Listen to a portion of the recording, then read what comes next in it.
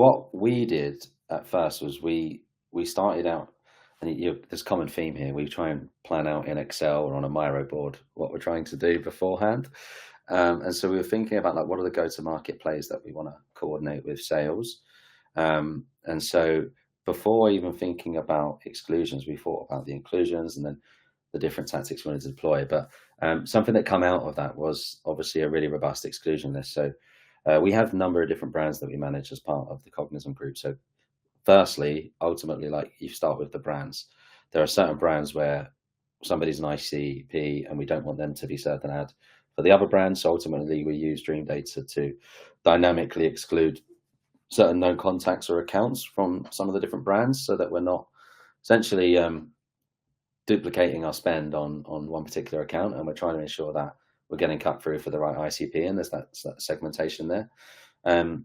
For anybody that is ultimately a known customer for Cognism, for example, we exclude them from our brand ads, and that's because we're trying to use all of the budget that we have to try and reach new people, right? Obviously, again, there is a part where that customer base then becomes a positive inclusion as well elsewhere because we've done some work around expansion, right? But that's an entirely separate campaign. So there's different use cases. Something really interesting that we're actually doing at the moment, and which is pretty cool, is Google Ads is a bit of a pain, right? I'm going to sort of segue into Google Ads here, but Google Ads is a channel that is difficult to scale in B2B, particularly for larger organizations. And so we're taking the Dream Data contact audience list now. So we built out anybody who's converted to an MQL over a certain time period, and we're actually excluding them from our non-brand campaigns. And the goal there is actually to increase the number of new contacts, right, that actually conduct searches. And the benefit in doing so is just take one competitor campaign.